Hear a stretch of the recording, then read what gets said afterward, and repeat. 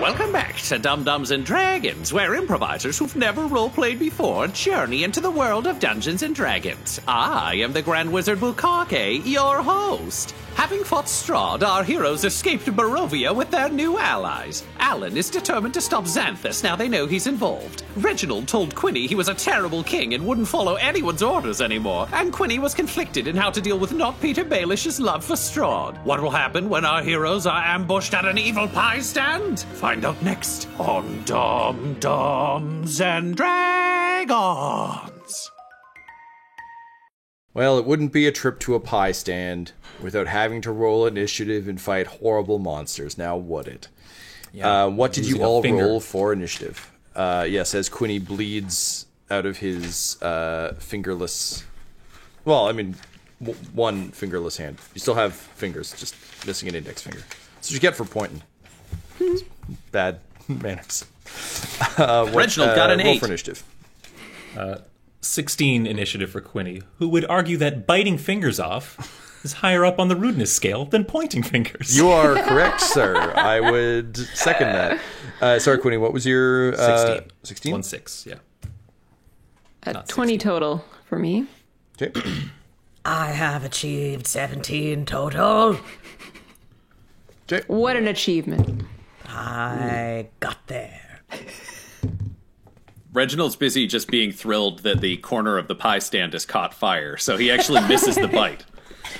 All right, top of the round. Alan, you see Quinny's index finger get bit off. Well, my poison spray was already readied. So I just gotta... All right, what Interface. mechanically... Constitution saving throw. Con save, all right. DC what, Laura? 15. Oof. Yeah, I do not pass. Excellent. I shall not pass. Oh, shit, rolls. That's 14 poison damage. All right.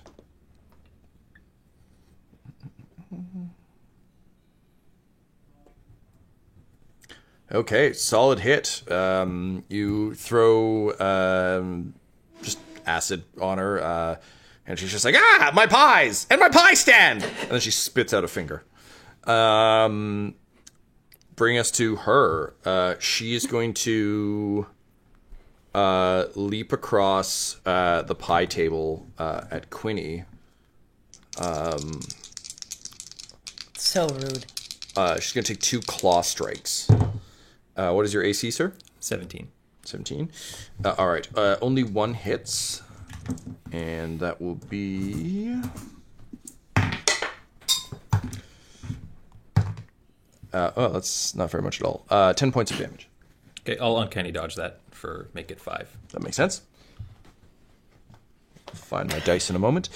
Yeah, so she rakes her claws across you, but you manage to, throw your cloak up. The pain in your hand is still excruciating, but at least you don't have pain in your face from claws. Bringing us to not Peter Baelish. Oh, I am incensed. This will not stand. Peter Baelish, who suddenly just for this moment really believes in justice, unsheathes his rapier and decides he's going to try and cut off that hag's finger. Because if Quinny loses a finger, so does this hag. Now, could not Peter Baelish go for literally any other part in the body that he's more likely to hit? Obviously, he could. But for now, a sense of real justice takes over. So... Justice, yes. Yeah, that's what this is. This is not just foolhardiness. This is justice. So that is 1d8. Let me roll that. Well, as it says in the Bible, a finger for a finger, a pie for a pie. And a truth for a truth. Man. Oh boy. It's from the Book of Lepidicus, right? Oh. Yay! It certainly is. Are we doing 2 pie pun episodes in a row? Look, we got some pie in the sky dreams, okay? We sure What do. can I say? It's just filler. It's 4 damage altogether. Like, this is not... I'm worried this attack won't cut the custard. Ooh. Amazing. Your Yeah. damage, you do 4 Sorry, damage. guys. My joke skills are a little crusty. Ooh, Just spectacular, Ryan. I feel like that I'm- joke was half-baked. Blueberry. Fucking reeling. Let me get my balance. Don't worry, guys. you We're going to win this monsters. fight. I have a flan. Just different desserts now. I feel like we gotta take Tyler and put him on the windowsill so he can cool down. Oh my god. You guys need to stop before ice cream. Oh, hey now. Yeah, Tom. You'll My break mother's a his saint. tart. Hey, let's get back to the automotive operations here, okay?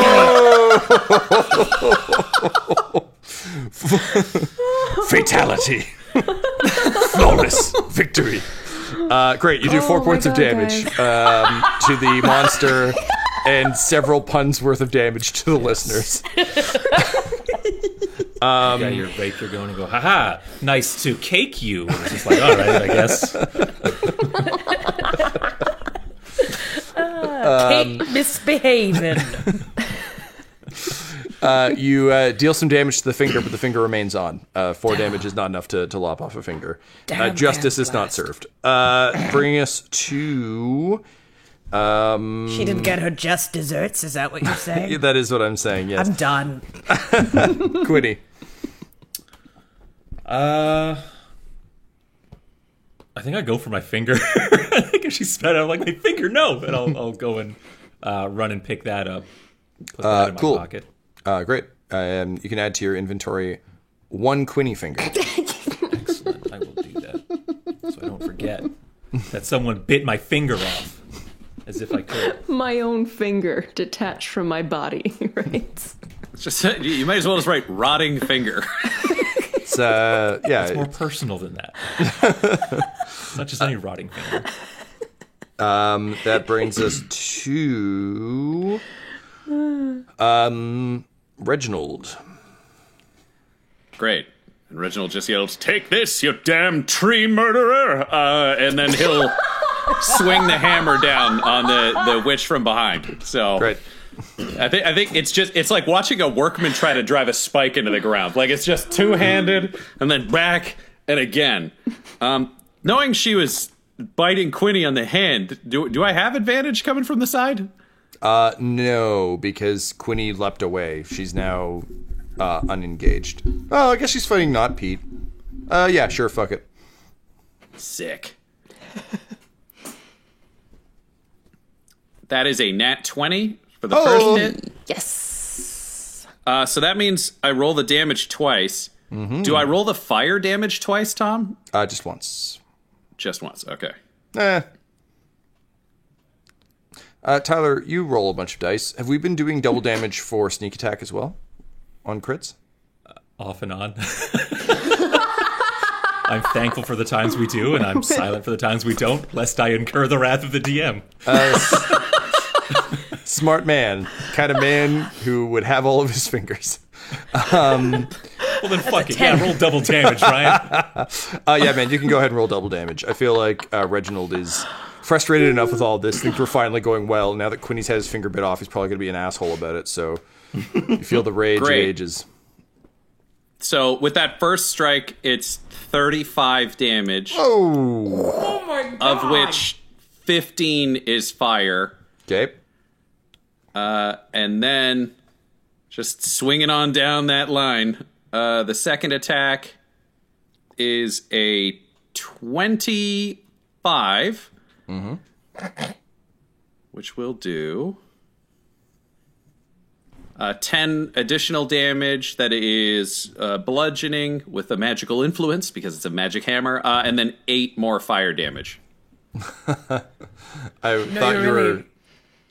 You're really making me look bad right now. You make the apocalypse now as you smash the hammer down through her body.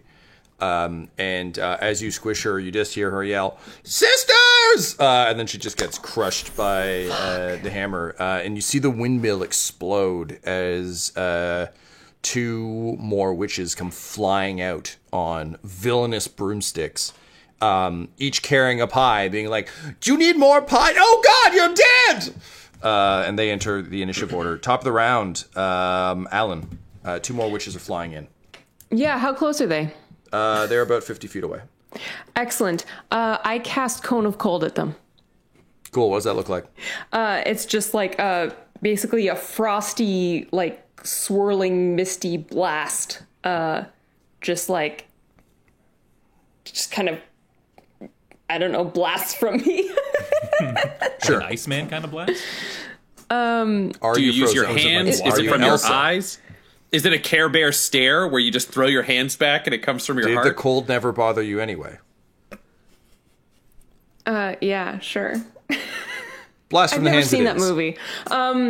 You should. It's very good. I great. know. So No, ice I flies at basically enemies. basically making like kind of like a cone with my hands and like Great. So like a west wind blowing, just a cone of cold comes blasting out. right.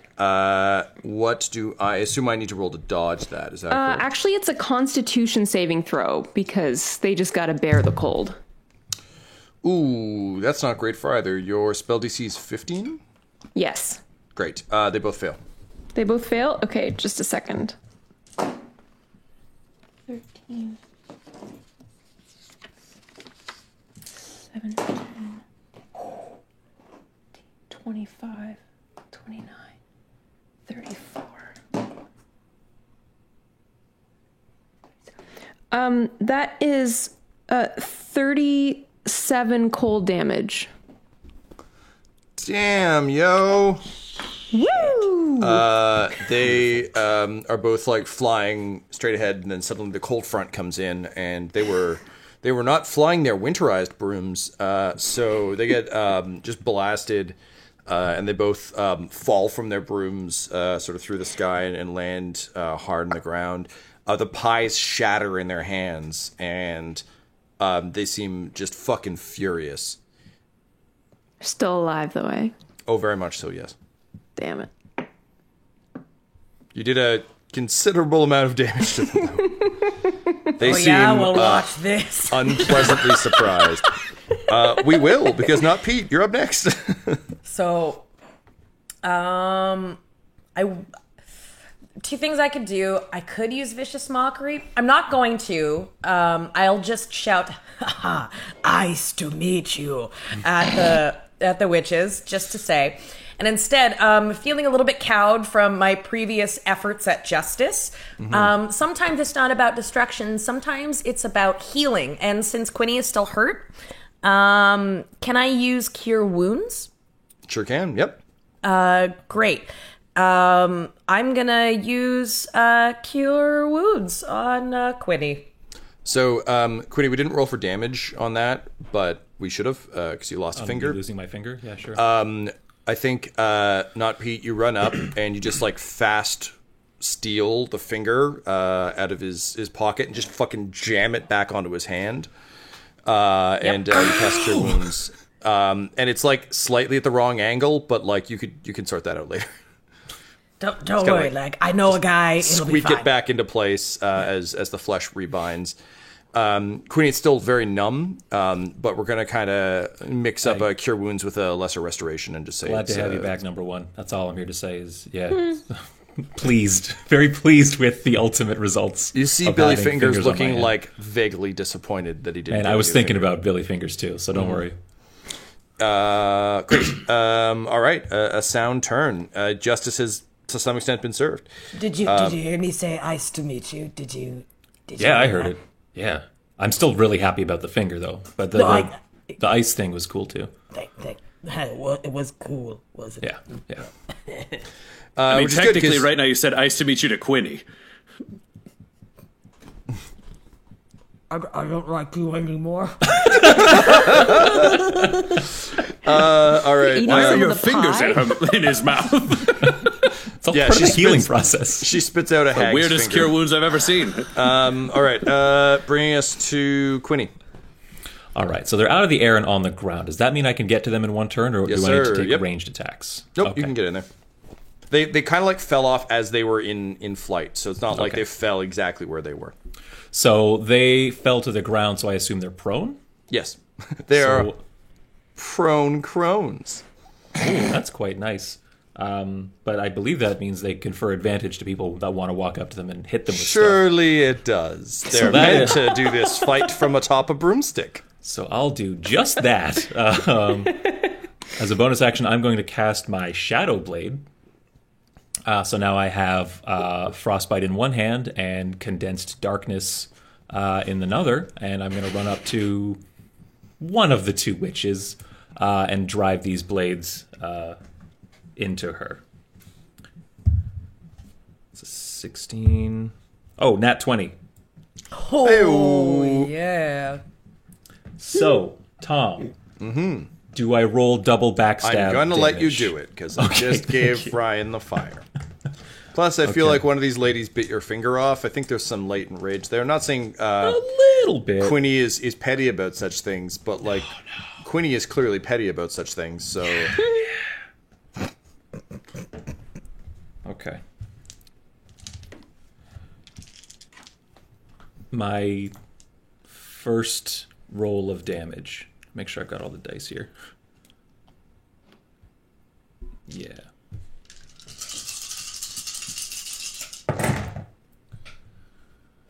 Okay, 2, 4, 6, 12, 18, 21, 26 damage. that was just from the first hit. Yeah, Yikes! when he's angry. 10. Wow, that's really good. 10, 20, 25, 26. Plus 26 plus 7 to 33. Yeah. Am I doing that right? Yeah? Okay. Yes. 33. And then plus another 6 as my damage modifier. So 39. 39 plus 26, so 45 damage.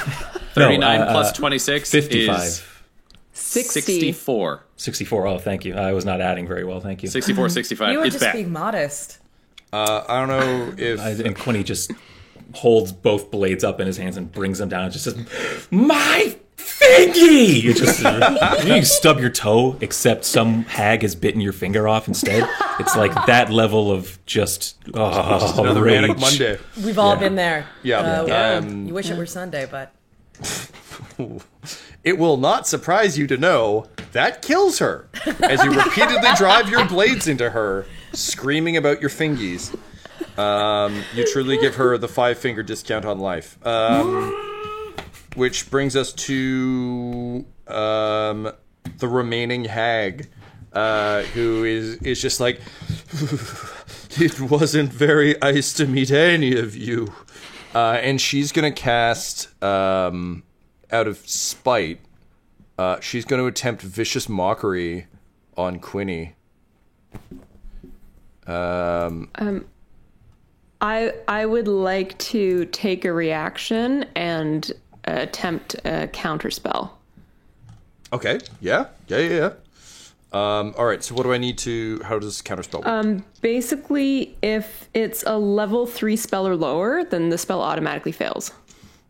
Okay, cool. So she turns to Quinny, and she's just got that look in her eyes of like a vicious stand-up who's just found that one like heckler in the front row who's just like unfortunate for some reason and is just like fucking yeah. It's it's the perfect base. Everything lines up.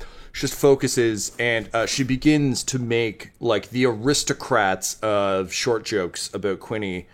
Only to find that her mouth is doing the Thomas Anderson thing from The Matrix, where it's just like, they're like melting together, and she finds she can't speak.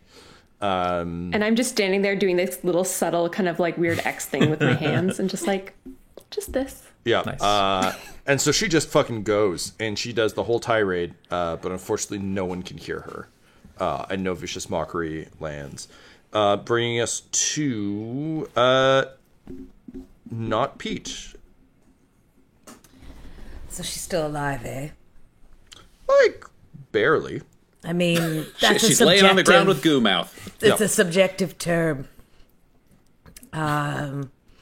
Okay.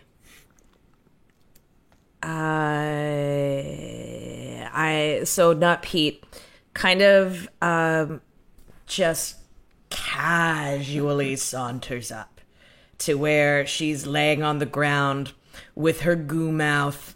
I'm kind of like trailing my rapier behind me the way a cool guy does. And I decide, I'm like, you know what? I think I'm also gonna try and go for a killing blow in a cool way. So I'd like to try and like raise it up and like stab her right through her goo mouth. Ooh. Sounds like a good target to me. And thank you. I hear you, and I recognize what you just said. Yeah. I just want to let you know that. And I recognize you ignoring it like a sane person. I see you, Jake Sully. So, just to make sure I'm doing this right, for my melee weapons, +6 to hit, and the hit is 1d8 plus 2 piercing damage. So does that mean I have to reach 6 with my 1d8 for it to hit, or? No, roll a so D- Go ahead, roll a d20. I'm going to give you advantage because she's on the ground. So Okay. roll 2 d20s and pick the best result of the two. Great, the best result is 14. Great. So you're going to add 6 to that, bringing it up Okay. to a 20. So that Great. definitely hits. Hell yeah. And then you're going to go ahead and roll your damage. So grab your, I believe, d6 or d8. D8? Yeah. And then it's what, +3? +4. Great. So the damage is 10. Mm-hmm.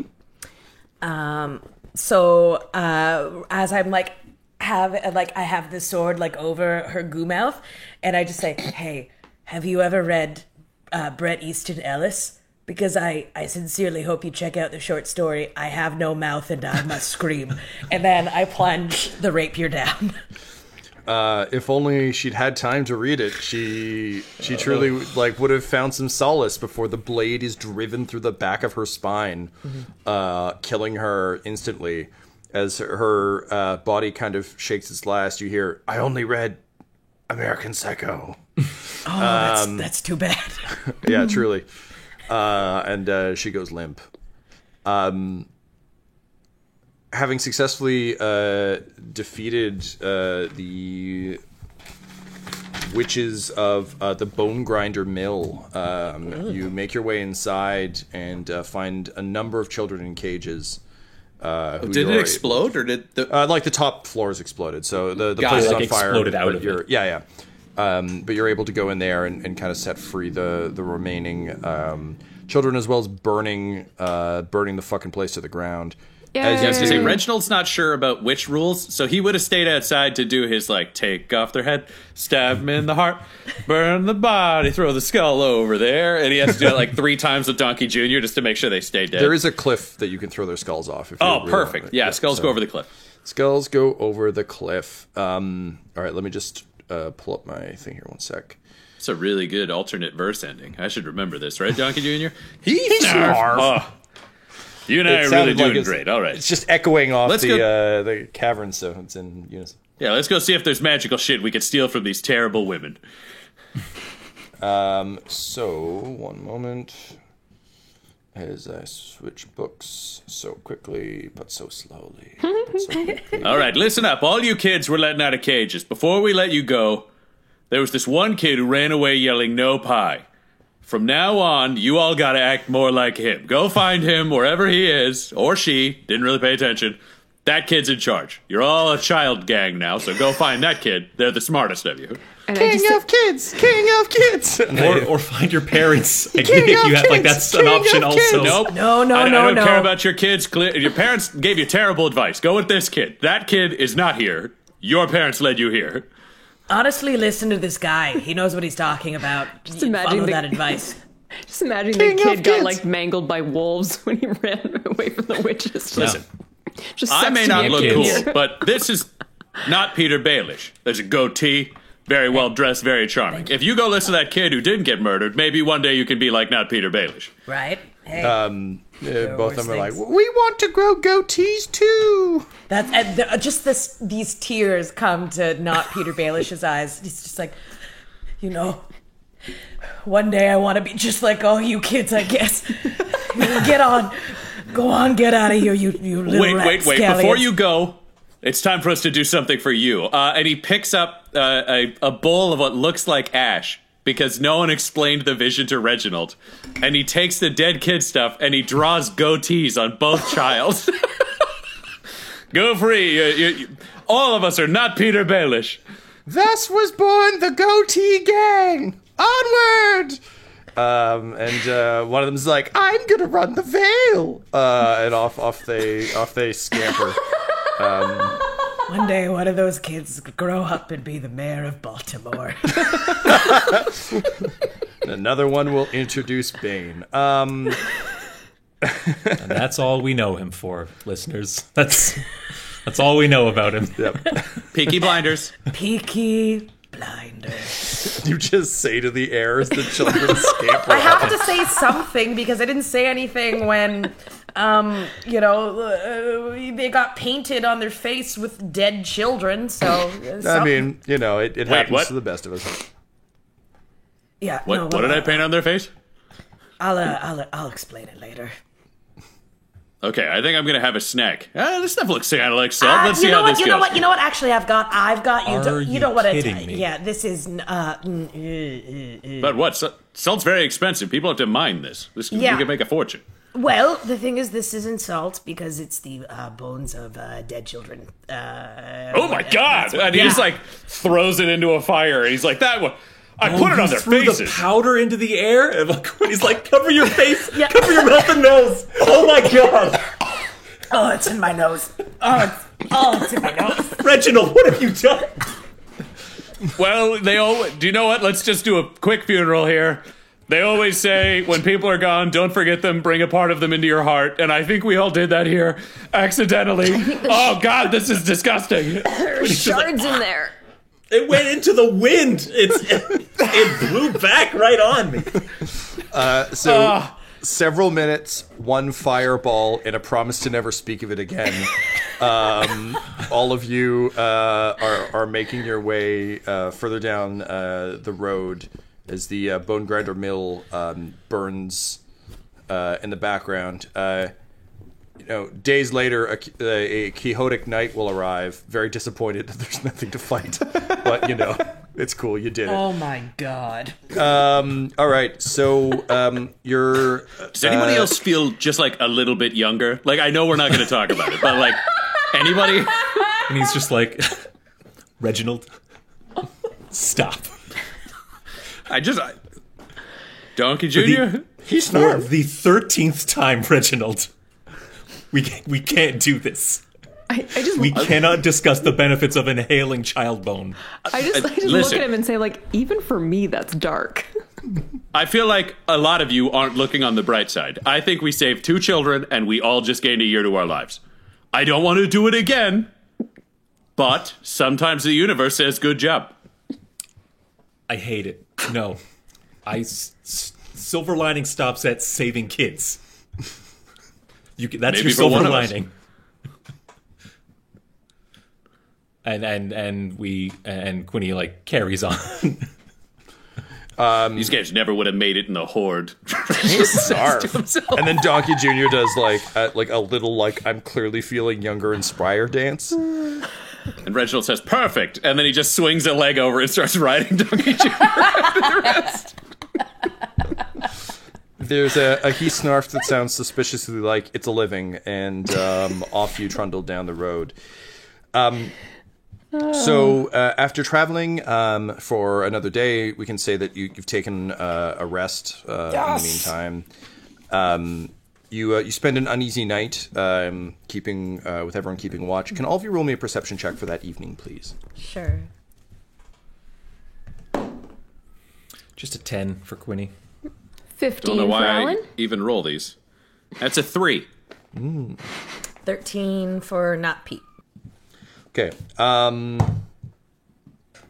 right. So the night passes uneventfully, if somewhat restlessly. Everyone is clearly on edge, particularly Isabella and Ismir being, or Ismark rather, being far away from Barovia is good, but it also means that they're feeling very exposed. But Ismark seems actually pretty jazzed in the morning because it seems as though his plan worked to some extent, that perhaps you have made it beyond the reaches of Strahd's power. Quinny, during your watch, again, you felt eyes on you all evening, but unfortunately, due to your low roll, you were not able to identify what exactly was watching you. History has its eyes. Yeah, it was You history. and me both. It was history in the trees. In the morning, you awake to yet another gray, overcast day in the realm of Strahd, and you sort of continue on. Pardon me. Down the road for some time, and then finally, just on the horizon, you see a bunch of red balloons. 99 Luft 99 balloons, if you Luft will. balloons? Yes, I would say that. Floating in the Barovian sky. And Wait, I read this one. Everyone look for a spooky clown. Nine the balloons. Hurry. Super scurry. Yeah, All the troops out in a hurry. look for one really good movie and then one really bad movie. Together they form one okay arc. You emerge from the trees to see a sort of a fortified city in the distance, and the balloons seem to have been emitted from there. You can hear the sounds of what sounds like a parade. There seems to be like sounds of great joviality and excitement. And the sound of instruments playing like a jaunty, non-hurdy-gurdy tune. Yeah, that's what you see. Ismark says, I think that's it. Is there any signage indicating like "Welcome to" or anything like that? Or It doesn't seem to be, at least from this distance. have you guys ever been here before? I say to Ismark and Isabella. They have not. They've never left Barovia. Okay, and it is as close to daylight as we can get. Yeah, it's kind of like midday by the time you reach the wall. Okay. Is there a way I can do like maybe a history check or a perception check to see if there's more I can find out? Sure. I think probably perception, just because you're unfamiliar with this territory. Okay. Total of 12. Okay. So is it one of those like, I can confidently say this might be this place we're looking for? No, I would actually say as a bard, you've got a pretty good ear for these sorts Right. of things. And According to the revelry. well, also being Vistani, like your people have collected stories forever and have like studied the art of music and what you can tell from it. Stealing a lot of this from the Trader's Blade series and how they deal with bards, who are basically just like people who secretly pass information around the kingdom. And this to you sounds incredibly forced. This does not sound like people playing a raucous tune because their heart is in the beat. It sounds more like what you would play if you were told the Titanic was sinking and there was nothing you could do about it, but keep everyone happy for a little bit so that people have a few more minutes of joy before it sinks. So the music is just a little too. It's upbeat and it's fast, but it doesn't feel pleasant. Oh, boy. So I turn to the rest of the crew and I say, look, I've got some weird news and some bad news. Which would you like first? What's the Bad? weird? Weird feels like an God damn it, upgrade from Reginald. bad. We're always going to be at odds. It's a real Batman versus Superman kind of thing going on. Tiebreaker, bad. Okay, the bad news is I don't think we're walking into a safe haven if we choose to proceed. I know to your untrained ears This sounds like balladry for the happy. But to my trained ears, I can tell there's a deep sorrow and there's a fear, like the rhythmic heartbeat of someone running away from danger, knowing that distance will be closed by that which hunts them. Okay, so what's the weird news? What's the, No hurdy-gurdies in that the parade. Like, what the hell? All right, That so is- Distinct It lack is of weird that you said that, like that you noticed that. So that is like weird news. I mean, it's the first sign of civilization we've seen in like a day and a half. We've got to go here and hope to find someone who can read the cards better and help us figure out where some of these items are. I would, though, recommend treading cautiously and perhaps as subtly as possible. Let's not draw attention to ourselves if possible. Something, it's hard to explain, but I can hear it. It's like, music is like fingerprints to my people. Each print is different and recognizable. And these prints, I can tell it's making a last grasp at something. We really must be careful. well, I mean, I hate to interrupt a group that says let's walk into the trap knowingly but carefully. And maybe I would just suggest you can turn invisible, and you're very stealthy and can break into places. I'm a giant idiot in armor. This is a glass cannon, and just the most terrifyingly powerful killing machine I know, but neither of us is really built for stealth, and these two haven't left town before. Maybe the invisible person and the sneaky person could go scout, so that we wouldn't just walk into, I don't know, an entire town full of skeletons or something. Is it wrong that I just wanted to, I don't know, include everyone? Yes. Ismark is like, thank you. You're welcome. You know, Well, Ismark can go too. I'm You just guys might glad have to to be a kill. member of this team. An equal member of this adventuring party. okay, well, don't get too ahead of yourself, Ismark. Isabella's like nodding with you, being like, dude, Right. like, no. You live with this guy? Like how related are you? I'm adopted, so. Yeah, you seem cool. Like you're Yeah. You seem like you had cool parents like who really- either died or abandoned you, but they Yeah. were cool probably. like you got one of those traumas that like it didn't hinder you. Like it's still like, oh, I'm sorry, but like, oh. I mean, I had a good dad and kind of an idiot for a brother. So, I'm thinking I just got the same cards dealt to me, aside from, the visitations from the vampire lord of this domain, which admittedly also mixed bag. Right, dude, right? And I just like high five. Yeah, she high fives you too. All right, I have to. I agree with the massive idiot, though. I mean, that's fair. Let us, the sneaky ones, and Brother Deer, go into this town and see what we can find. He like readjusts his bag, and you just hear like a tremendous amount of clinking. And he's like, "Oh, sorry, I brought the good pots and pans." Leave the good pots and pans. Or I shall stay with them. Not Yeah, I was gonna say. Or stay with them. as an equal member of this adventuring team, I will stay here. Excellent. Very good. Democracy works. Let's go. And I just, Quiddy, can you roll me a stealth check, please? Not Pete. I assume you're going invisible.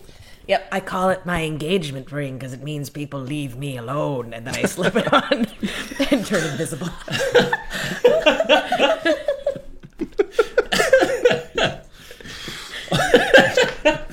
Not Pete is an international traveler. I see. Not Pete has gone outside.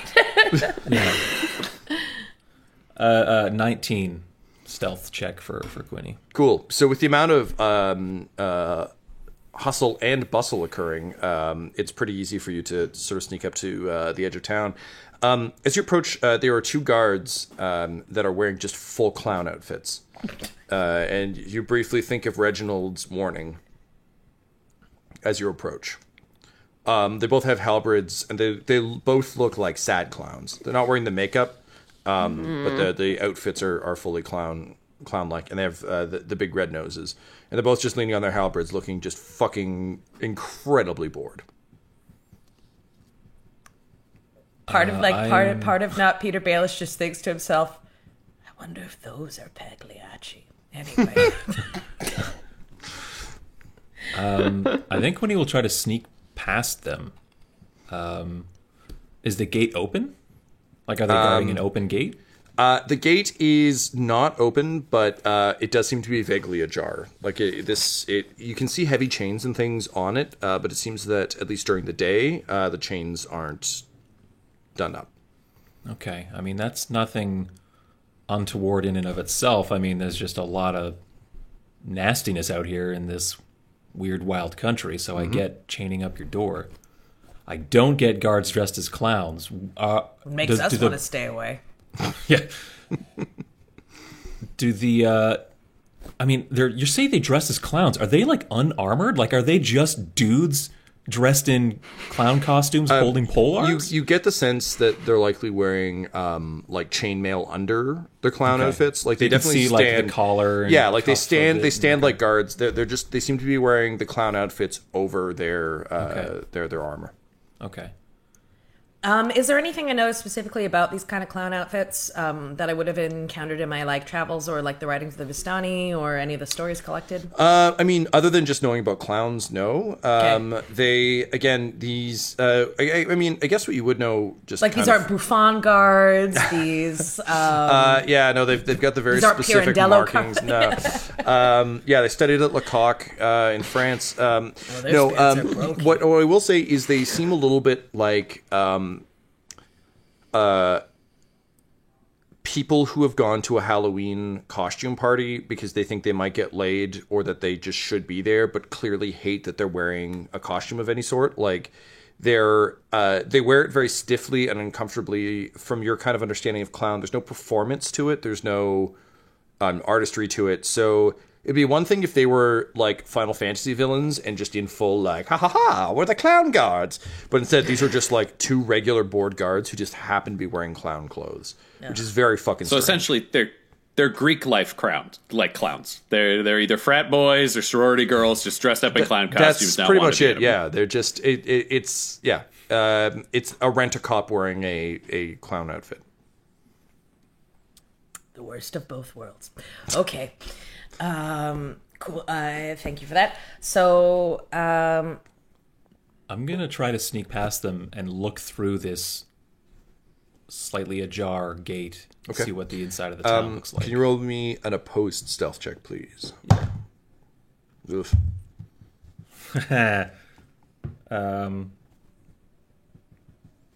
31.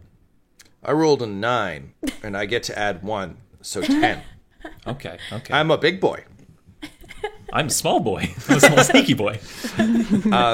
So as the music swells, you take the opportunity to just like toss a rock, Far Cry style. You just hit right on the D-pad, and out that rock goes. And they get the little exclamation marks above their heads, and they go and investigate, but very languidly. You're like, oh no. Is it a tiny animal that disturbed a rock? I bet it is. We cannot find the tiny animal. Our work here is done. During which time, you and not Pete slip through the gate. Beyond the gate, you see there is a parade in full swing. Everyone is like clapping and moving along sort of through the streets. And you see a bunch of poles with wolf heads on them being like raised and lowered.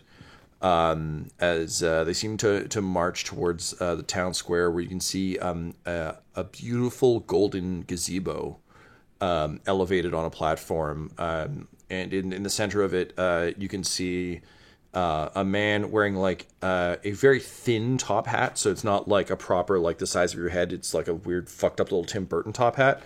And he's just like clapping along and laughing and smiling. It was very much like a Dan Aykroyd type. And just like seems Dan Aykroyd from Nothing But Trouble. Or... That's exactly who I'm talking about. Yeah, you know, you know what's up. Just clapping along, having a great time. And his wife is standing beside him, and she's like also just like clapping along incredibly enthusiastically as the people march through. The music sort of continues. It reaches a swell, and then a number of fireworks are shot off into the sky. It's, a gray overcast day, so they don't look particularly impressive, but the thought is there. And And then everyone bursts into applause, and almost on cue, the burgomaster who's running the ceremony just says, "All right, everyone, 1, 2, 3," and then in unison they laugh. Just a quick sort of staccato, like "ha ha ha ha ha." Says again, 1, 2, 3, ha ha ha ha ha. He says, Good. All right. Well, we'll see you at the feast tomorrow. Make sure to get plenty of rest. Many more revels to come." And then the band kicks up again. And you notice kind of the collective shoulders of everyone in the parade kind of slump a bit. And almost immediately they just fucking disperse. I like whisper to Quinny, "I feel like this entire town is being held hostage by that stumbling, demented child king in the slim top hat." First of all, I take exception to demented child king. Second of Quinny's all, greatest fear is voiced.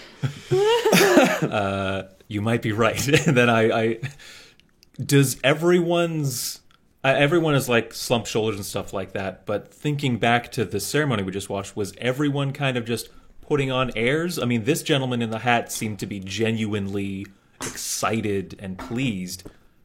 Does anyone else seem to have... I'll take a perception or an investigation, good sir. From both of us? Sure, yep. If both of you... yeah, it makes sense that both of you would be trying to puzzle this out. I guess I'd make it perception, because I'd want to see... investigation. 22, baby. Oh, damn. Damn, I don't think I need to tell you mine. 18. Yeah. Only 18. Oh, But, yeah, then for both of you, no. Everyone, like, again, the second they seem to be off the hook, it's like everyone is just, like, back to basically exactly the kinds of folks you saw in Barovia. Just, like, slumped shoulders, like, kind of trudging along, except that they're all dressed in, like, ridiculous midsummer gear. Like, they're all just, like, decked out with flowers and lively colors and the rest. Is the name of this village Jonestown? Like, what's... Yeah, they're each taking a cup of Flavor Aid on their way through. Thank you for knowing it's Flavor Aid. Yeah, man, I got you. That's actually a great point. Is there any Valakai Valley Smith store or like shop sign or anything like that, or Valakai Valley Tailor or anything like that? Something to tell me what the name of this place is. Sure. We'll say there's like a tailor that has Valakai, but yes, you are in Valakai. All right, at least we check that off. More like the Valley of the Shadow of Death, am I right? Woof. It doesn't seem inherent, like any more dangerous than Barovia was. But it's creepier. Yeah. At least in Barovia, you're free to sit in your guilt or the numbness, to be forced into joviality at the beck and call of someone in such a tiny, weird top hat.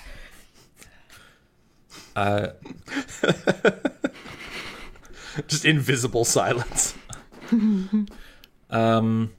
Is there any other visible way out into and out of the town besides this gate being guarded by two sad clowns? There's a north gate, a west gate, and an east gate. You came through the east gate, and you see a sign kind of written over top of it that says the Morning Gate, and someone has scratched a U into it, so it reads as like the Morning Gate. Oh, creepy and clever. Yeah. I think I want to try talking to someone. Yeah, me too. Because I just want to bring something back to the group. Like, aside it's from just all like, yeah, it was creepy. Yeah. And I think also in talking to someone, we'll know for sure, or at least we'll have a surer sense of if it's some kind of wild, elaborate, city-sized trap for new faces. Right. So if I can wave down someone, actually, just one thing I want to have a clear image of in my head: the wolf heads, are they cow head sized? Yes. Okay. All right. I mean, these people kill wolves. That's a mark to like in their favor, in my opinion.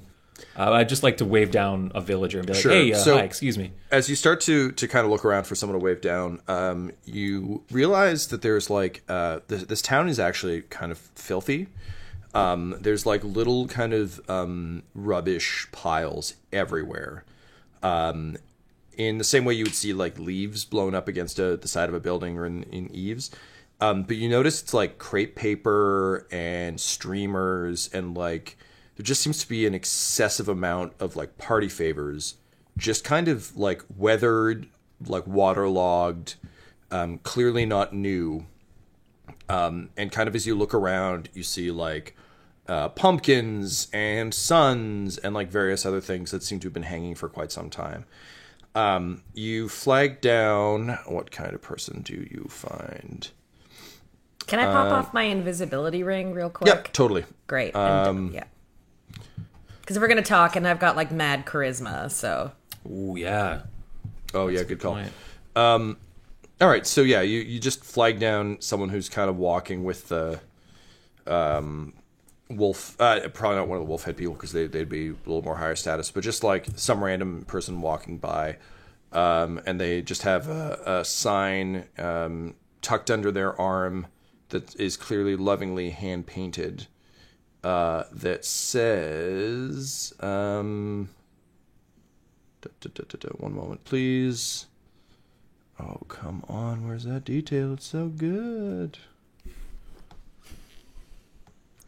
I mean, we know it's lovingly hand-painted, which is It is- interesting in a town where everything is forced. Lovingly hand painted.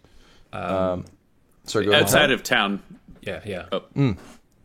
Oh, just someone say something for the love of God is all I'm trying to Outside of town, get to. Yeah. Reginald's like sitting down next to Alan, and he's like, "All right, so you want to defeat all the assholes out there who have power and are ruling over other people. Now, what is the line where someone becomes so villainous that they need to be destroyed?" I feel like you've killed a lot of people. I've killed a lot of people. Quinny's killed a lot of people.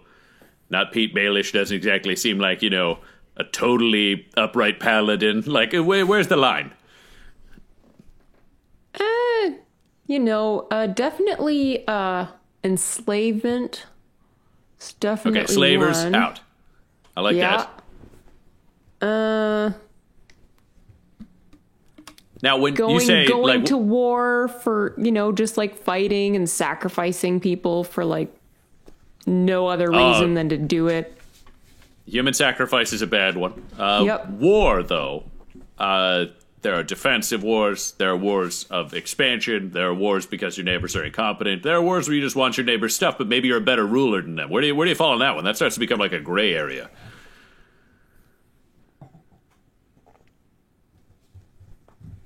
I mean, like, who starts the war? So that one's going to be case by case. You don't have like a rule on it. Yeah, that's easy. no. It's not just like every single person who's like in a war. Bye.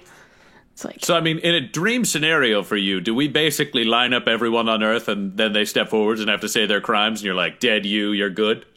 Just one the other? I mean, yeah. But I mean, you'd want to make sure that it's not like someone wouldn't just like step into the same role. So Is Yeah, Marcus so kinda like- I am learning so much about statecraft. Yeah, so like Alan, god of not assholes. well, not God. I mean, I think I'm a fairly good judge of character by now. Alan, judge of all life on Earth. Not all life, just, assholes. Alan, judge of sentient life. I mean, again, not like everyone, just people who are, Yeah, but you how are you going to know if they're... You got to hear from them all to know Okay, if they're fine. shitty. Yes, everyone. All Everyone right. should be subject to the same examination. So we are aiming for apotheosis for you. That's possible. Now, have you tried necromancy? People seem to live a long time with necromancy, and then they can take armies of dead assholes and make them their army. I've seen people do well with that. Why would I want to do that? Well, I mean, realistically, you have to be able to enforce your will, right? Well, yeah, but like not through like. But then it's just like, then I'd be bad. Well, I mean, what if Right. all the dead people were just the assholes? So you killed them all anyways. Then you're just animated corpses. That's not enslaving a person. That's just like using materials. Isabella And they just, can't like, think? pipes up and is like, sounds kind of like an Alan von Zarovich kind of situation. If you're doing that. Nope. No, Nope. because she Something to keep in mind. wouldn't bite you. You're a good person, so you're fine. Or are you an asshole? Okay, do you know what? Let's do a test case. Tell her all your crimes. Yes, sits there. It's Isabella to list her crimes for Alan. We smash cut back to the lovingly handcrafted sign that just says, I heart the Wolf's Head Jamboree, in big letters, in the classic, like, I heart NY font. You You can tell that's lovingly hand painted if you hand paint that font. Yeah. The woman kind of stops and says, what? Sorry, oh, did you come for the Jamboree? Oh, you just missed it, but don't worry, the Festival of the Blazing Sun is tomorrow, and you can come to that one. Yes, we're all so excited. Too bad we only caught the tail end of the wolf's head. Jamboree. I have to say, that is a lovingly hand-painted sign. Yeah, well, after my wife ended up in the stocks for not being enthusiastic enough, I figured I should put in the extra work. Well, I can tell that it's paid off. So at this point, I would like to really press my use of persuasion on this person. So using my charm and persuasion to get this person to tell us more about the festival, not only like the festival that's coming up, but also about like people being arrested for not being enthusiastic enough. Like, I just want to hear more about this town. So Sure, go for it. let me roll really quickly, just a second. Okay. Sorry, I just have to check my modifier. Oh yeah, I thought that was too high, but it's not. Great. Well, thank God I had it as high as I did, because I only rolled a total of 15. That's with a plus 13. So 15 Damn. for my persuasion. Okay. Yeah, that she's not really suspicious.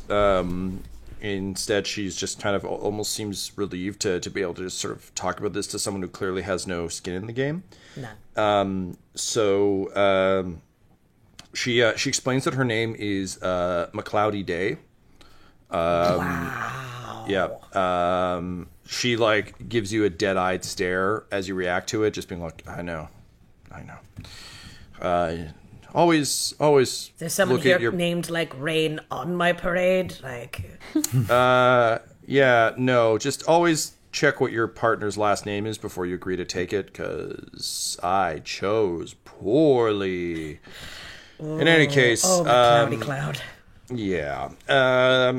So she explains that Valakai is, and like you can tell there's a bit of like by rote in this. She's just like, Valakai is the safest place in Barovia. After all, our good cheer and mirth keep away the devil's Strahd, as our beloved Baron tells us every day when there's a new festival to be had. So she explains that Baron Valakovich and his wife, the Baroness, host a new festival in town every single day, fully believing that if the people are happy and joyful, they will keep Strahd away. So much like a meeting called by Michael Scott, for several hours a day, every day, everything in town grinds to a halt as people do whatever thing the Baron has declared is worth doing for the day. Today was a parade. Tomorrow it's a festival with a feast. And she points to a sign, and you see sort of a stout dwarven man who seems to have like a massive stone arm that seems to be kind of like covered in glyphs. Walk up to a sign, like just a piece of paper that's been stapled to the wall. It says, "Come one, come all, to the greatest celebration of the year, the Wolf's Head Jamboree. Attendants and children required. Pikes will be provided. All will be well. The Baron." And he walks up to it, takes a new scroll out, puts it against that, and then uses his, like, stone hand to just, like, staple a new, sort of his glyphs light up, and you smell burning for a moment, and you see that he's somehow singed it to the wall. And the new one says, "Come one, come all, to the greatest celebration of the year, the Festival of the Blazing Sun. Attendants and children required, rain or shine. All will be well, the Baron." And he turns and he's like, "McCloudy, you coming to the festival?" She's like, yes, sir. I'll be sure to make a new sign." Says, "Mm-hmm." And then he walks away. Who was that Geo dude? That is, where the fuck's his name? One moment. I'm just imagining that it's McCloudy Day who just said, what the fuck's his name? Yes, Just like shifting through, like, puts her, like, leans her sign down on something and it's like going through her pockets and her satchel. She's like touching her nose, trying to remember. And I'm just like, no, I get it. So I stopped using a purse. Just I would put everything in there, and then I could find nothing. She says, "Oh, it's Saldzar. He's the Baron's right arm man, as he calls himself." You're funny, despite the crushing hopelessness of your situation. Thank you. It's what gets me through. I heart the Wolf's Head Jamboree. How effective have you found the constant celebrations and mirth, with air quotes?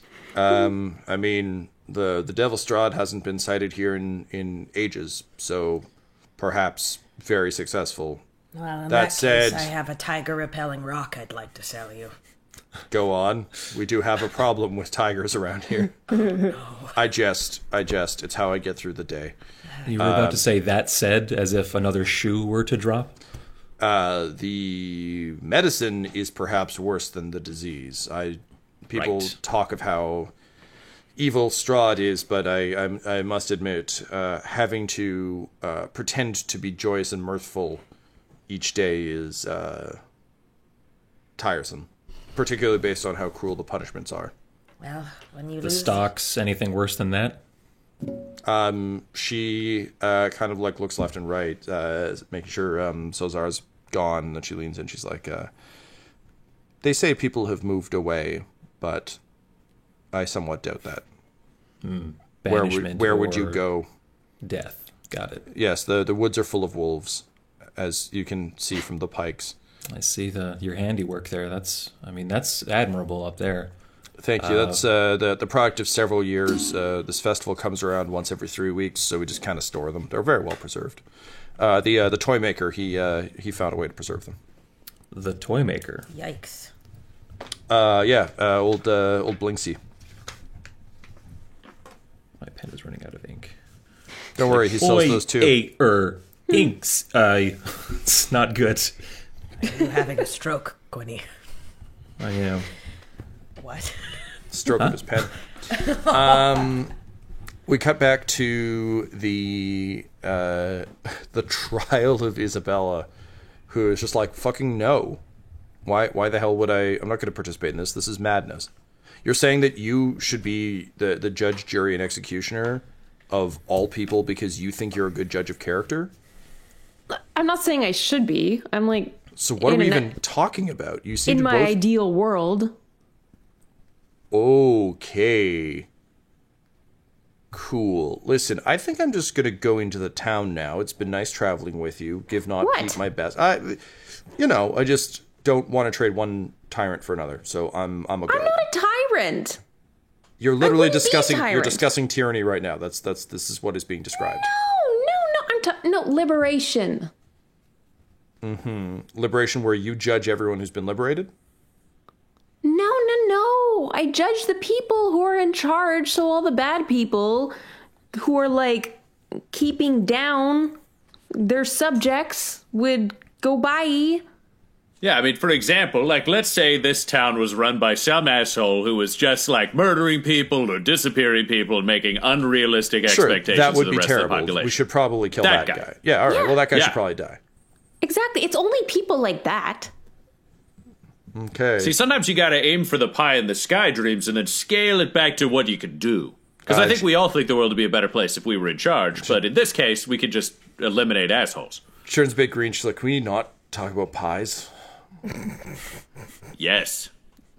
Quinny and not Pete. Is there anything else you want to do before stealthing back out to? I was going to say I'm about ready to head back. Yeah, I think we've got all the information that we need. Basically, I just like look at McCloudy and I'm just like, look, there's something deeply disturbing about taking the joy out of mirth and the mirth out of joy.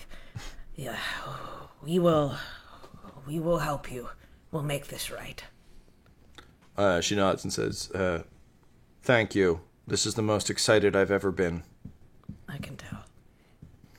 And with that, the two of you begin to leave. As you do, not Pete, you feel a tap on your shoulder, and McCloudy leans in and just says, if you're camping outside the wall, beware the mage. We haven't seen him in some time, but my wife told me stories of seeing a crazed man throwing lightning bolts into the lake and then collecting the fish he got. Not exactly the hallmark of a stable mind, particularly one that's that powerful. So just be careful. Beware the mage. Stable genius indeed. Thank you. Thank you very much, McCloudy.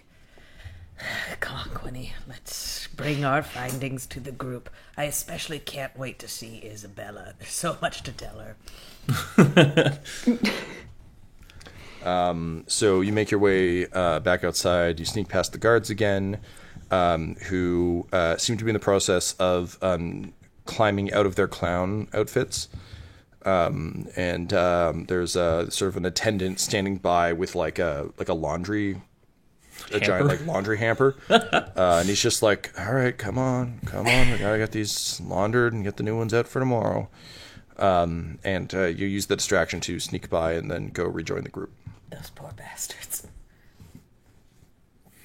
So, Yeah, I assume you catch them up on everything you've learned. Yeah, tell them all about Horror Town, about Dan Aykroyd.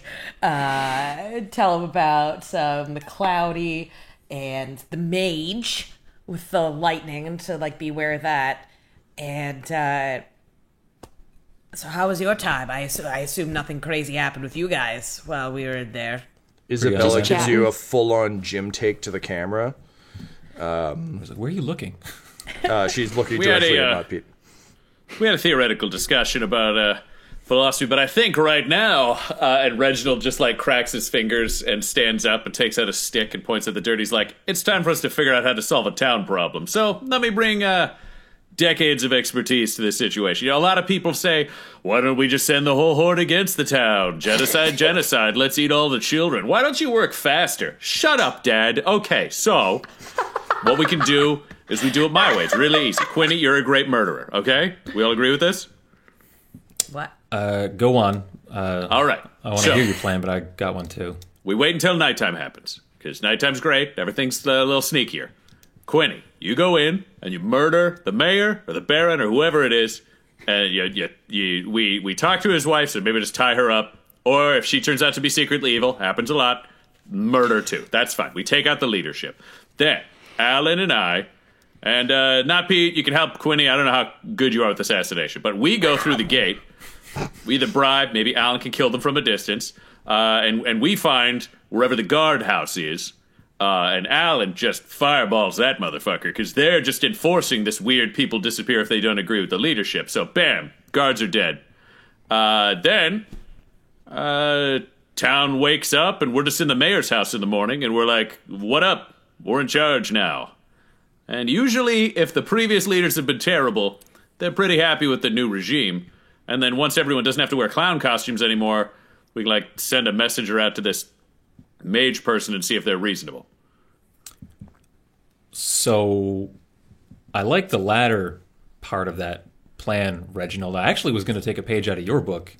I think you hit the nail on the head when you said it was a town problem, not our problem. Frankly, this is a reaction to the rule of Strahd von Zarovich, who we are on a mission to kill. And once we kill him, they don't have to have parties every single day. We don't have to kill a mayor, a middle manager, if you will, or probably not even the middle. Well, I mean, We let's can be just honest. skip He is. to approaching the mage, like you said. But he's disappearing people who don't agree with him, right? And his top hat is so ridiculously slim and small and stupid. I mean, I know Alan really cares about justice, and I thought you cared about people, but if we don't give a shit, then, I don't know, we sneak into his house and we're like, tell us what Strahd's shit is or we'll kill you, and maybe he has a weapon, and then we take it and we leave and fuck him. Is that what we're doing? I think the mage might be our best bet at moving our plans forward the fastest, right? Magical person, fishes with lightning. I mean, that's some next level fishing. Hey, Tom, is there anything I know about Mordecai, like, other than the name? Because, I mean, I'm sure I would have studied. Like, he's got what he he's wrote. responsible for a number of spells. Yeah. I don't remember them offhand, but Faithful Hound and I think like stuff floating like that. disc, maybe. No, that's Tensor. No, it's Tensor. Anyway, there's but no, he's definitely like a mage of tremendous renown. Yeah. Alan, what you would remember just kind of from learning about Elminster and the other like big fucking names in wizarding, Mordecai's been missing for quite some time. Okay. No one really knows what happened to him. He is extraordinarily powerful. And is one of the few mages that you know of that's able to travel sort of between planes. Like he's got like a pretty tremendous amount of power. So the idea of him going missing for an extended period of time, it's kind of like if the Fantastic Four goes missing, everyone's like, okay, guess they're off solving a thing somewhere. Who knows? And then it's only when they just don't come back that you're like, oh no, Galactus. That problem. Yeah, that old chestnut. Yeah. He's tremendously powerful. He would likely be. He might not be able to help you directly, but he would certainly be able to provide some form of assistance. I also just think, based on who Alan is, like the possibility to actually meet a wizard of this level is pretty fucking rad. Oh, yeah. That said, everything in this realm is terrible, and no one seems to have escaped the long shadow of Strahd, so you also kind of fear what you might find. Also, Hoya. Yeah, so I mean, my theory on Town First is be in a place with people protecting us behind walls where we can sleep at night, then journey forth. My thing is, once we usurp the mayor, the townspeople may be expecting results in terms of a new form of protection against Strahd. Ooh, it also we might don't just have. tip off Strahd that we're, like, serious. And if it is working, Ew. we may have just exposed an entire village to the evil, horrible machinations of one very sinister Strahd. Well, I mean, didn't they tell you that the townsfolk would rather face Strahd than this weird I'm a clown for 6 hours a day bullshit? One person told us some stuff like that. And anecdata is not data. Okay, I am really having trouble with you guys, because you seem to be heroes from everything that I know, and Alan seems to be really obsessed with justice, and I gave a theoretical example while you were away of who would definitely deserve killing. We actually accidentally spun out this mayor thing that you're talking about. But we're not doing that. We're going to look for a guy in the woods. Fuck it, good mayor? Is that... I just don't know where you're at. I'm not saying he's a good mayor, mayor. and I actually don't really know where you're at. Like, everything you seem to do is in service of the ideas of other people, but how do you feel about all this? Well, I thought we'd be safer in a town. That's what you want to do. You want to be safe in the town. Yes. Okay, I wasn't clear on that. It just seemed like all your ideas were based on the ideas of other people. And I'm No, like, no, what this does... is- Ooh. Not Pete at this point is just kind of going like in the background. You just hear like ooh who are like, damn. Yeah, Isabella's fully in on this. Making it worse. I produced popcorn out of nowhere, and I'm sharing it with Isabella. Just like, She's like, this shouldn't be delicious, but this is delicious. Really good, right? Right now, we have no ability to win. Theoretically, Strahd could kill us if he shows up at any point, and our fallback place is just the woods where wolves are, Get him, girl. which seems tactically bonkers. We could use an ally. Not Pete. Can you roll an insight check, please? Hold on, let me put my popcorn down. Isabella takes it from you in the way that whenever you're sharing popcorn at a movie theater, the person who when you get tired of holding it is just extra excited because now they can eat. Yeah, this is what happens with Miles and I. Surprise! I'm just like, okay, fine. Now it's my turn. So she just starts going at it she's having a great time. 21 total.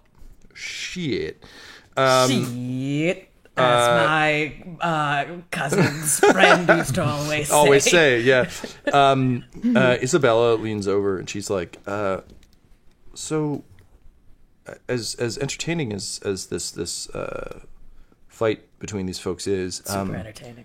based on our card reading, it was pointing us towards a wizard and a false smile. Do you think we're kind of looking at two things we need to do regardless? Isabella, tell no one that I had completely forgotten about the cards. She eats a fistful of popcorn and she says, I know, but I never forget a friend. And then she raises the popcorn to you.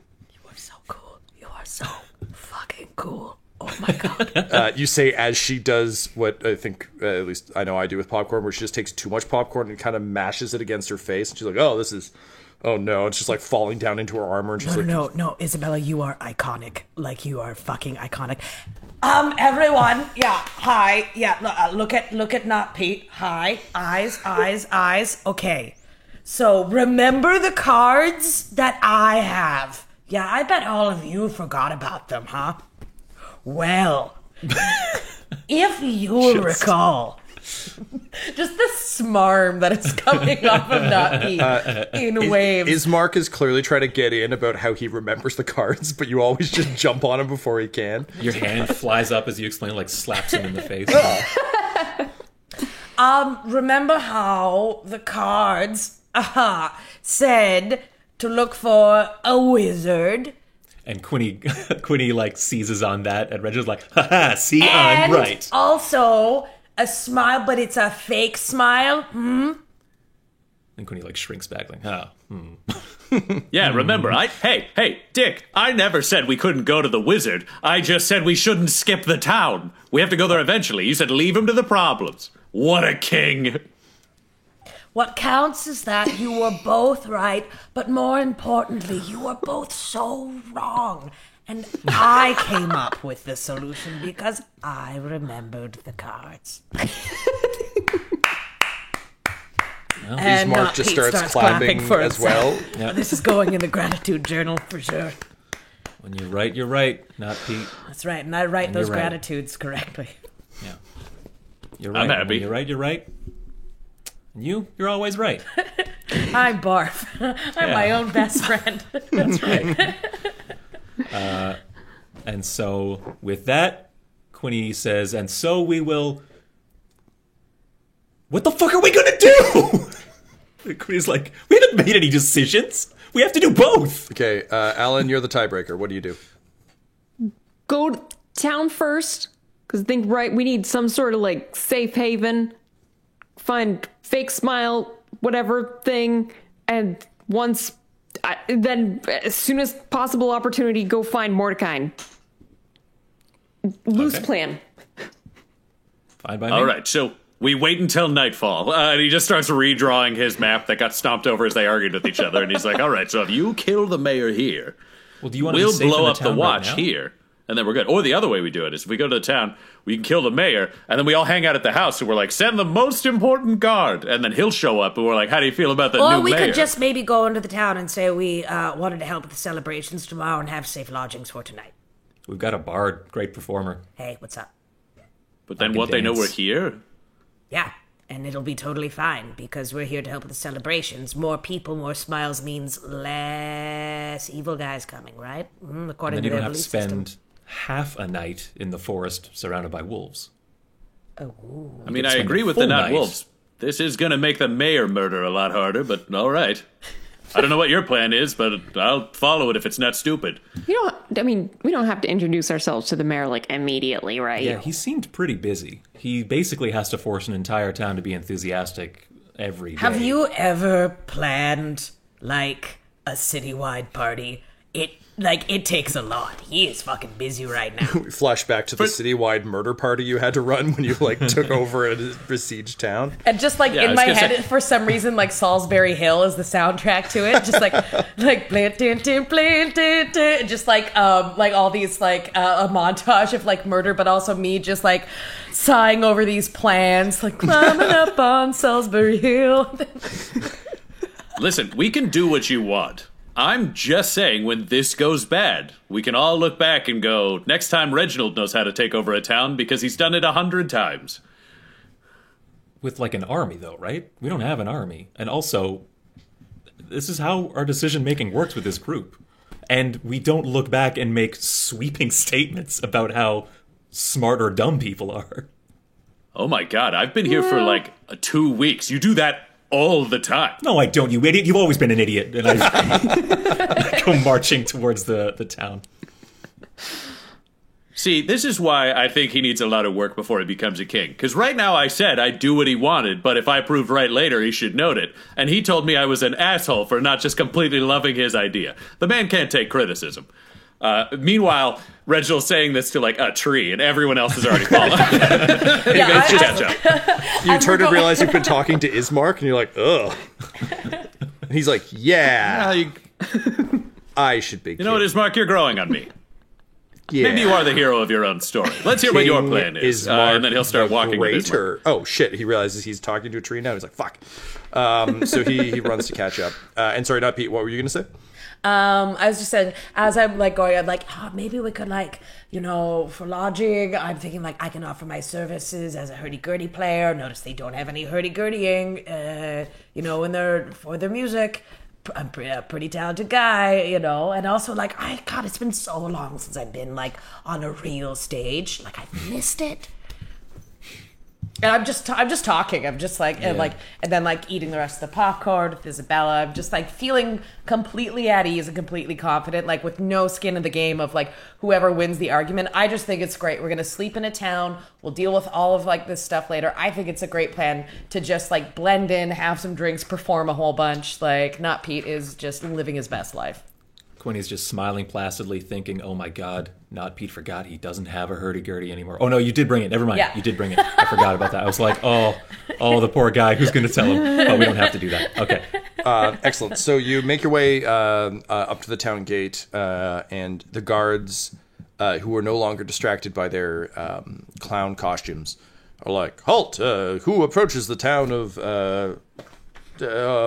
Oh God, Steve, I forgot again. It's like, Valakai, just say the name of the town. Oh, the town of Valakai. Some performers for the Sun Festival tomorrow. I don't believe we've met properly. Hello, my name is Not Peter Baelishes, and this is our band, Not Pete and the Baelishes. We've been hired to perform at your festival tomorrow. Oh, joy. Joy of joys. Yes, that's all what we were will sold on. be well. Yes, all will be well. We're also, I believe, promised free accommodation with 3 full meals and drinks of our choosing. Sir, we're just guards. Just guards. Is that what they tell you? But you're so Yeah. much more than that. I can't remember the name of the town sometimes. He's like, shut up, man. He's like, no, I want to tell him. Sometimes they don't remember the name of the town. And I get a lot of shit for that. So yeah, they tell us we're just guards. It doesn't matter that I'm an okay painter. I'm just a guard. You're not They just tell you that? stupid guard. Who tells you that? Hey, Who's the head of the town hey. watch? I want a name. I say in faux outrage. It's Cesar. The Cesar. Got it. yeah, he's got a big stone arm. It's his right arm, right? And he like looks down at his hands and like does the left thing with his left hand. Which but one then do he you paint with? But then he turns it and he's like, I paint with my foot. Okay, yeah, I think it's his right arm. He's the only guy with a stone arm in town, so probably him. Okay, great. I mean, I'm going to tell him you're doing a great job out here. What's your name? Thanks. My name's Steve. Steve, I'm going to tell him about you, Steve. You're doing fantastic work out here. May we come through here? We've got just a couple supplies here. You can hear the clinky clank of my companions' very good dishes. Sounds like some good dishes. Mm-hmm. Yeah. Okay. Well, you seem like nice folks who would enjoy the Festival of the Blazing Sun and make it better. I should warn you though. Everything will be well. It's going to be great. I would temper your expectations though. We are severely lacking in hurdy-gurdy music, and I know that's something people like a lot. It's constantly mentioned and is part of all popular music. We do not have any hurdy-gurdy music though, so just be prepared that the music will be good but hurdy-gurdy-less. Well, don't you worry about that. After all, as performers, it is our job to provide the whole town with mirth and good cheer. Oh boy, more mirth and more good cheer. Fantastic. Well, welcome to oh fuck. It's like, no, Steve, you can do it. It's like, and he looks at what he's written on his hand, and he's like, Come on, Steve. You got Come on. this. Valakai. Oh, no, sorry, it's smudged. It's Valakai. That's where we live. You And got he it, gives buddy. the other guy a thumbs up. And Quinny's just was like, I think that's implied permission to proceed. And Quinny's Oh, like, yeah. "I'm going." Come on in. Come on. Just don't kill any barons. I hope they don't kill the baron. And we all just kind of look at don't each fight other. us if we do. Oh, these guys are funny. I hate wearing a clown suit. And with that, you make your way into Valakai. You quickly find yourselves in the Blue Water Inn, which is a large two-story wooden building, and you can see several ravens perched on it. And the sign represents a beautiful blue waterfall. This place, as with all buildings in Barovia, does look a little bit worn down, but in slightly better repair than Blood of the Vine and the other places that you saw in Barovia. This is nice. So you enter, and the place is cozy. Certainly, there's a fire going, and after kind of being in a damp mist for several days, that's incredibly comforting. Unfortunately, you can smell the baking of pies, which now, of course, has a slightly different connotation for you. And you see just a couple of elven bartenders just very like methodically cleaning glasses. And you come in and you give them the same spiel you gave the guards. They both seem exhausted, as like if every day was St. Patrick's Day at a bar, them. So they're just kind of like, yeah, okay, fantastic, Murph. Like Itchy and Scratchy joy. Land, where it's New Year's, which was a thing at Disney, and then they did stop it because it basically was a hellscape for everyone who worked there. Yeah, that is. Oh, yeah, that's bleak. Yeah, that's kind of it. It's just it's a nonstop party. So yeah, they welcome you in and kind of show you to your rooms as night begins to fall. So you're all able to actually get a decent night's rest. You're provided with food and provisions. The pies are mercifully veggie based pot pies, so you're very quickly able to ascertain no children in these ones. Isn't it nice when your meals aren't kids? Yes. Isn't that great? I mean, kids' meals are fine and all, but so you all settle in for the evening. Is there anything you guys want to do before you bed down for the night? I would want to visit Alan in her room just to check in under less stressful circumstances, like after the battle with a vampire lord and before a priest sets his own church on fire, or before or after a hag tried to feed us and then eat us. Just kind of more of a neutral kind of vibe to be able to chat. That's something I want to do. Okay. Anybody else? as I said, like, for not Pete, like, kind of talk to Isabel's like, so, like, do you, like, I don't know, just, like, do you, like, play any instruments? Like, do you sing? Like, what's your, like, do you jam? She says it's so strange. I've mostly dedicated my time to fighting. Right, as I you can know, tell by your you biceps, do. yeah. But it's so strange. I have distinct memories of playing an organ. You know, those like massive systems of pipes and keys. And even though I've never seen one, my fingers seem to have the memory of how to play, and I can still remember how each key sounds. And I just remember sitting in a massive space and playing this, even though I've never seen one. Isn't that strange? That's not strange at all. Tell you what, maybe we can go find ourselves they're called churches, and maybe they got one of those organs in there, and you can tickle those ivories, huh? What do you say? I think I'd like that a lot. Yeah, especially if you're going to be performing with us tomorrow. I do have a Oh shit! Yeah, no, I'd like to practice. I think I can do it, but like also no. Like, I've watched Ismark try and do enough things that he thinks he can do, and he sucks at most of them. So look, Right? yeah, please. Yeah. Okay. Hey. Great.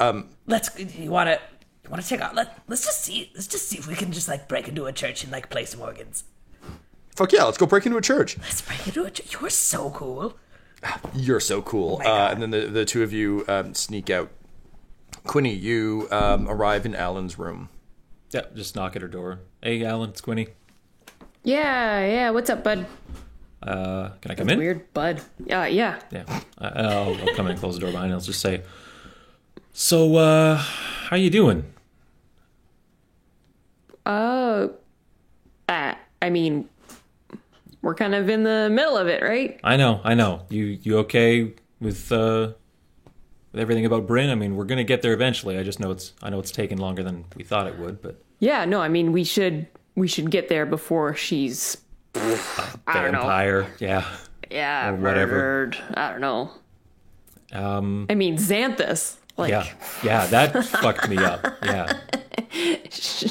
Yeah.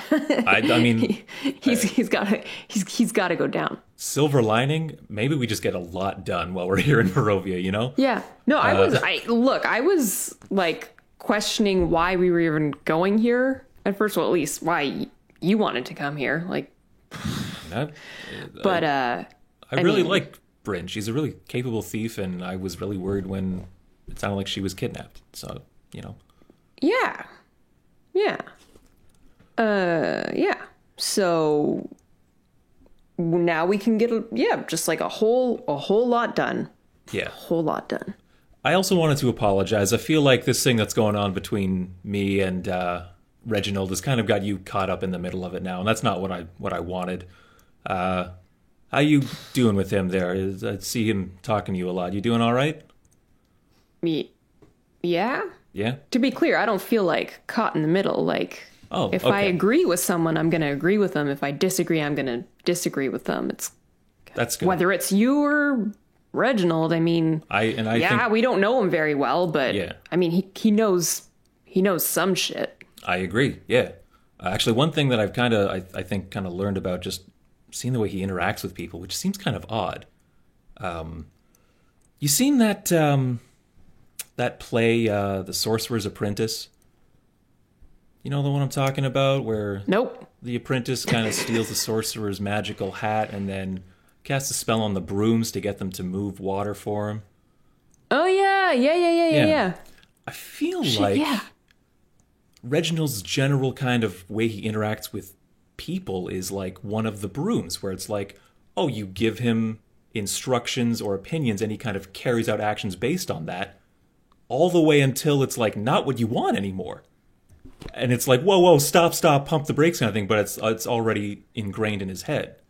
Do you get that vibe from him? Like, but yes. do you I think have that's noticed like a horde that. thing or what? Like, I feel like, I I don't know. mean, he's got so many complexes. Like, I mean, I thought Butthole was messed up. Like, this guy has some serious trauma. That being said, I think we can learn to kind of rein him in, because we're gonna need him to kill his mom from here, right? Yeah. I mean, Ultimately, that's why we need him. he's stuck with us with this contract thing too. Yeah. So I mean, we all got to learn to work together. Anyway, I just wanted to talk to you about that because Yeah. we got to do it together. Yeah. All right. And So- you sure you're okay? I'm gonna head to sleep, but I'm just like, you're good, right? As Yeah. good as you can be. Yeah. All right. You? Okay. Good night. I mean, no, but hey, what else is new? Yeah. Oh, what about your finger? What happened there? I didn't see what happened. A horrid old woman bit it off, and then Yeah, not but Pete, after that. not Pete did some magic and Oh, okay. put it Good. back on. Good. I just I mean, kind of. This one, I can't really do finger guns anymore. dude, and I just like take off my glove and pull back like the synth skin. I'm just like, dude, like All right, you asked. I'm just tell me saying. about it. Just, Yeah. Billy Fingers does like a shaven haircut, 2 bits with his Yeah. fingers, and then does a little like. Billy, I thought I would be needing you to hang on to something for me for a minute there, but thankfully it's back He on does a my hand. little aw shucks with one of his fingers. Yeah. Anyway, look, Reginald made a good point in that I wasn't checking in with you, and so he's right, and so I want to check in with you. You're one of my best friends, and you know what? This whole situation has got me thinking about what I want now that I'm back here. what do you want? I want to like get rid of all the assholes. Okay, I can definitely get on board with that. Okay. 'Cause this But world is you just, full of like- fucking assholes. I just like want you to be sure like you know what you're doing so we don't like end up going around aimlessly. Well, I mean, I do kind of improvise a lot, but I mean, I kind of need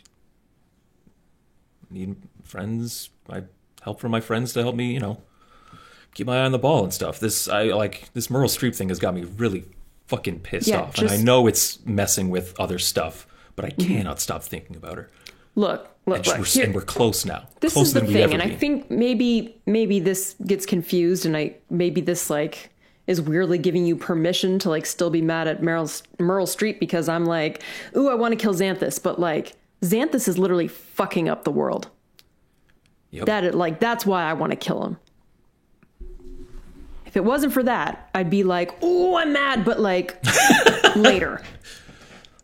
Yeah. All right, Well, just like focus, man.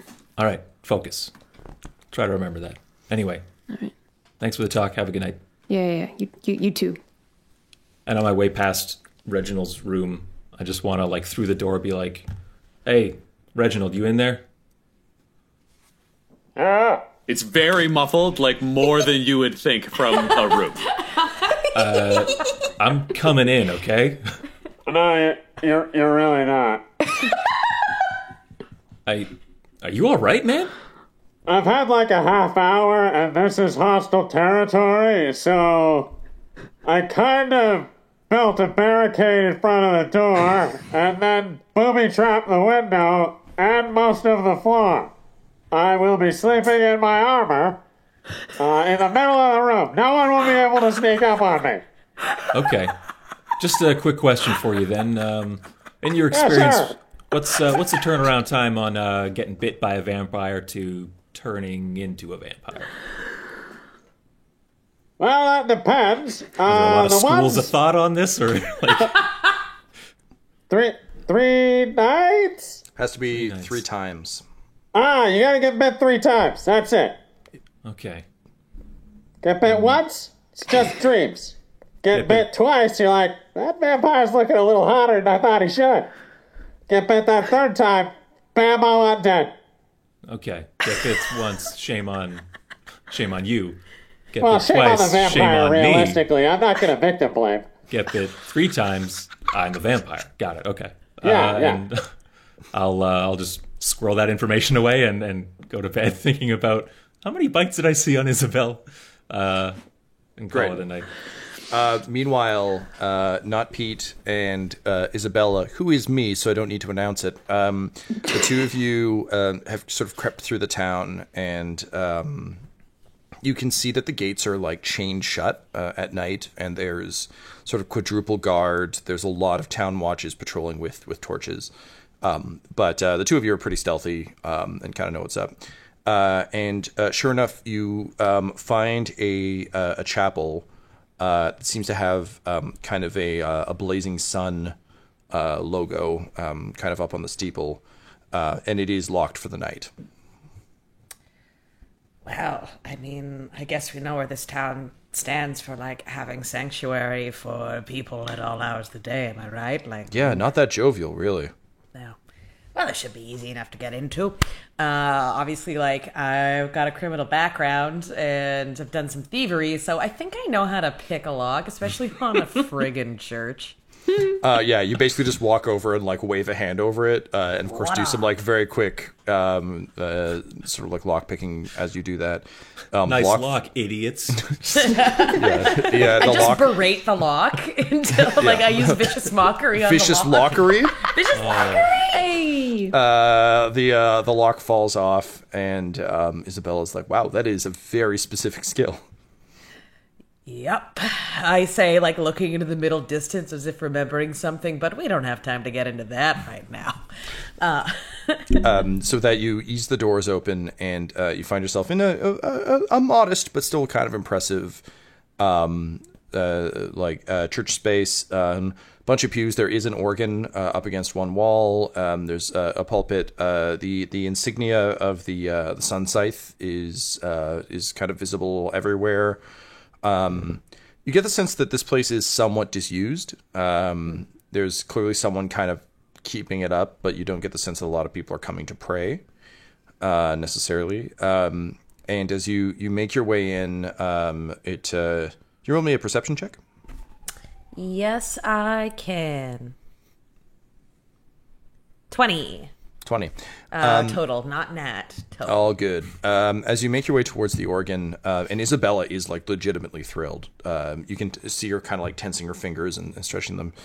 And she kind of grins back at you with sort of a look of almost like gleeful delight. Like this is just truly like something really special for her. And it like this moment too for Not Pete. This is like reminds me of almost like the early days with like Quinny, like that, you know, that feeling when you've met someone who like brings out that almost like giddy rambunctious side in you, that person where there's a moment where you realize like this person is really my friend. Like this is someone that I actively want to just have in my life, you know?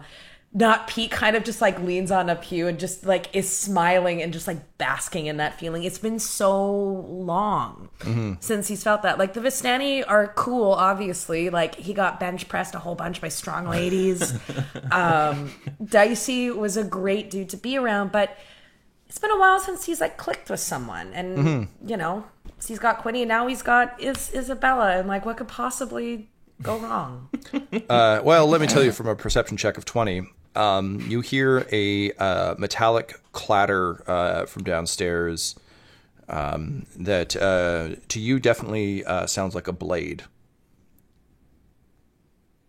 I look over to Isabella and I was just like, what? Did you hear that? She freezes immediately. She didn't, but she just kind of like looks to you and shrugs. There was a sound I heard from downstairs. It sounded like a blade. She just like pulls her sword and like shrugs at you. And I'm kind of just like, you know, like, we should probably check it out, right? And she like nods and then like points to sort of the stairs behind the pulpit. Okay, all right. So You go first. Can you roll me a stealth check? Yes, I can.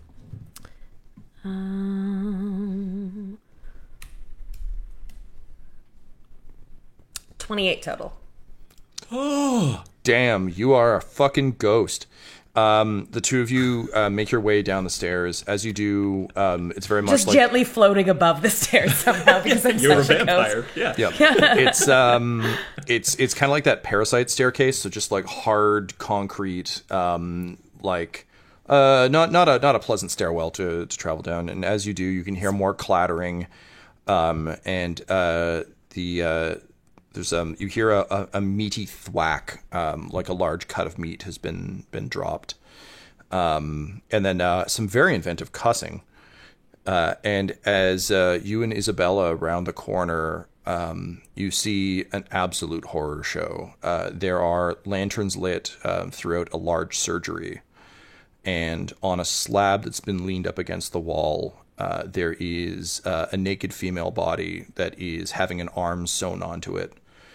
And there is a priest from the looks of things wearing like a butcher's apron, just merrily humming a tune as he sews this arm on, and just kind of muttering to himself like, almost perfect, just about perfect.